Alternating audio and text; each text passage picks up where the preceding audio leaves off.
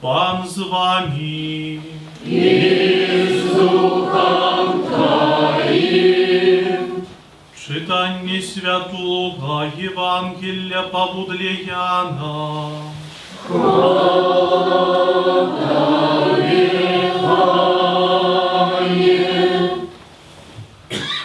У той час першосвятари и фаризеи собрали синедрион и казали, что нам робить, Бог этот человек робит шматзнаком.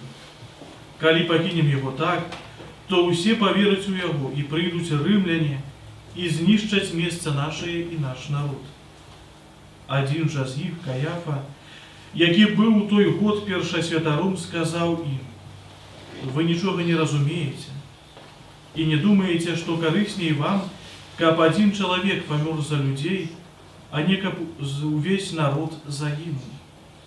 А сказав він гэта не від самого себе, але будучи у той год першосвятаром, пророчив, що Єсус помре за народ.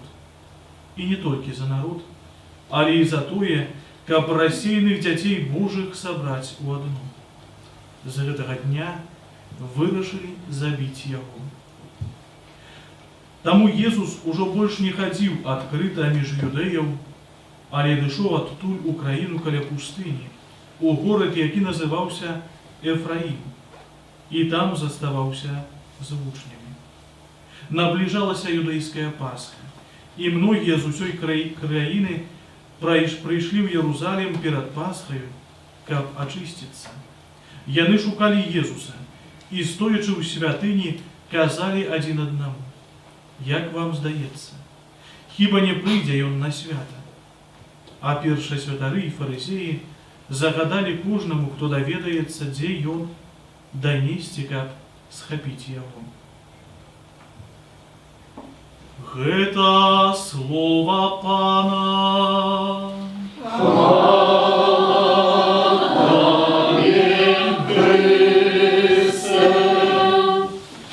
Присядьте, клянусь, дорогие браты и сестры.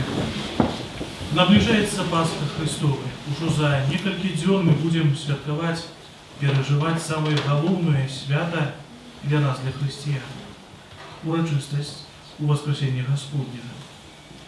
Мы будем святковать таємницю, означать урочистость сакраменту Евхаристии, а так само святарства.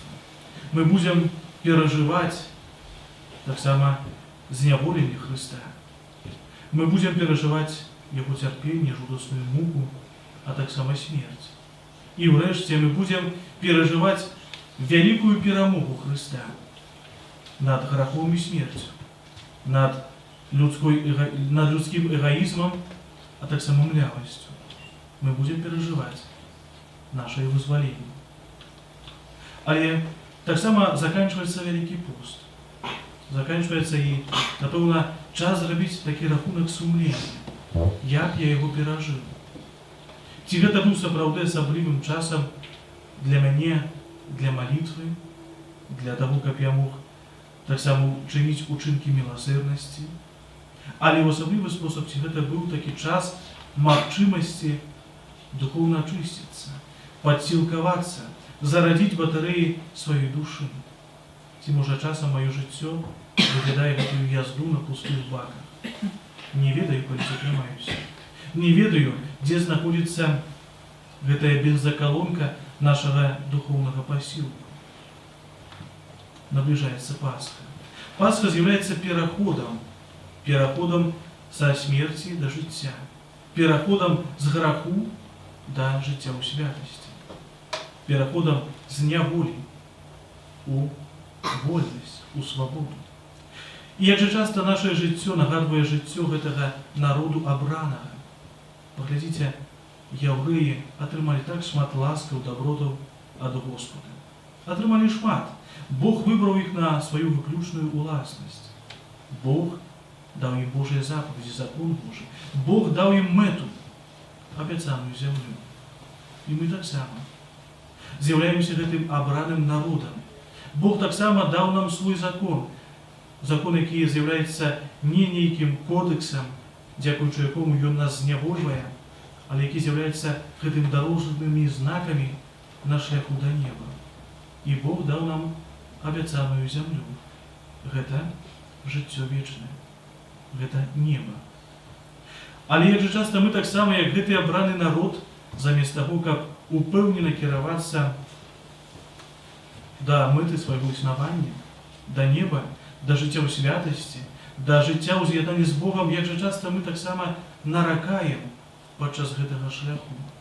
Наракаем і ўспамінаем, што як жа добра нам жылося да таго, пакуль мы не спаткалі Хрыста, Бога. Наракаем на тое, што у ранейшым нашым жыцці, а таксама ў жыцці тых маіх родных, якія не ходзяць у касцёл ці ў царкву, якія не вераць у Бога, як жа часта было нам шмат лепш. Яўрэі казалі, скаржыліся Майсею: была ў нас цыбуля, было мяса, а ты нас вывеў на пустыню, дзе няма нічога, дзе няма ні ежы, ні піцця. І як жа часта мы таксама наракаем: Пане Боже, я Табе малюся, а Ты мне не даеш тое, што я прашу. Я хаджу ў касцёл, у храм Божы, стараюся быць сумленным чалавекам, а паглядзі, мае суседзі не моляцца, не вераць у Бога, не вераць у Цябе, а жывуць нашмат лепш.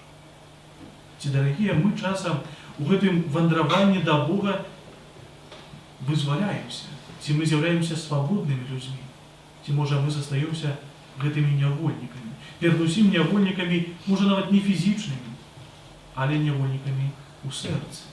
Можа, мы прывыклі да таго, што дзеецца вакол несправядлівасць. Можа, мы прывыклі да таго, што па нас могуць ездзіць, прабачце за слова, што за нас могуць павінны ўсё вырашаць. Можа, мы прывыклі да таго, што нам не дазваляюць жыць, а толькі дазваляюць існаваць. Можа, мы прывыклі да таго, што гэтая несправядлівасць, без яе немагчыма жыць. Можа, мы прывыклі да таго, што каб атрымаць добрую працу, трэба быць падхалімам. Можа, мы прывыклі да таго, што нельга, не трэба казаць дзякуй. Можа, мы прывыклі да таго, што можна выкідаць старэйшых людзей як нейкую непатрэбную рэч. Ці я свабодны чалавек? Христос дазваляе нам вызваліцца, дазваляе нам ачысціцца, дазваляе нам паўстаць з нашых слабасцей і грахоў. Бо святы чалавек і сапраўдны хрысціянін — гэта не той, хто не грашыць, але той, хто паўстае. Паўстае са сваіх слабасцей, дзякуючы Божай ласцы, і ідзе да мэты, каб жыць, а не існаваць у Хрысце, праз Хрыста і з Хрыстом, каб шукаць Яго, адзіную праўду, дарогу і жыццё у сваім жыцці, каб шукаць Яго, не гледзячы на тыя цяжкасці і праблемы, якія існуюць у нашым грамадстве, каб шукаць Яго не для таго, каб забіваць, але для таго, каб насычацца ім, нашым шчасцем. Першасвятыя фарысеі загадалі кожнаму, хто даведаецца, дзе ён данесці, каб схапіць Хрыста. Дарагія, нядаўна прачытаў такую навіну, што в одной краіне у Вялікі чацвер будуць раздаваць па 30 евро для тых, хто падчас святого пасхальнага трыдума адрачэцца ад веры. І вось гэты святы час, святой пасхальны трыдум з'яўляецца такім асаблівым часам таксама для нас. Ці я часам не прадаю Хрыста за гэтыя 30 сярэбры, за 30 евро, 30 даляраў, ці я не прадаю Хрыста за міску чачавіцы, ці я не прадаю Хрыста, таму што ён мне не патрэбны ў маім жыцці. Ці я не прадаю Хрыста, таму што ён мне перашкаджае выконваць сваю волю, ісці сваім шляхам. Ці я не выкідаю Хрыста са свайго жыцця таму, што баюся, што не здолею вытрываць на шляху праўды, справядлівасці, любові. Ці я не баюся Хрыста у сваім жыцці, ці я не саромлюся крыжа, малітвы, ці я не саромлюся сведчыць аб Хрысце у кожны момант свайго існавання. Што нам рабіць, бо гэты чалавек робіць шмат знакаў.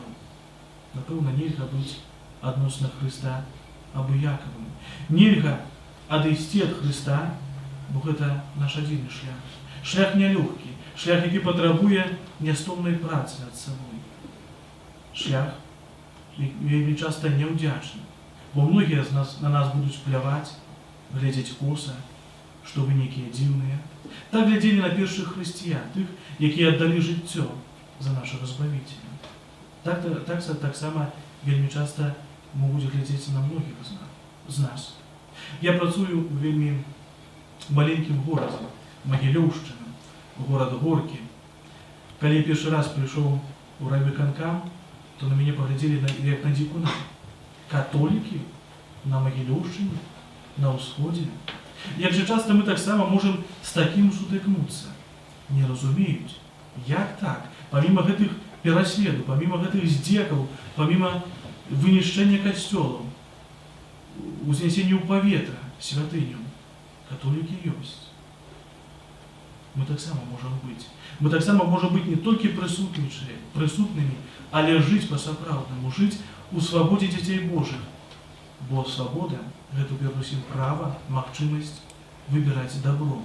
Выбіраць дабро паміма гэтага зла, гэтага багна, граху і смерці, які пануе вакол нас.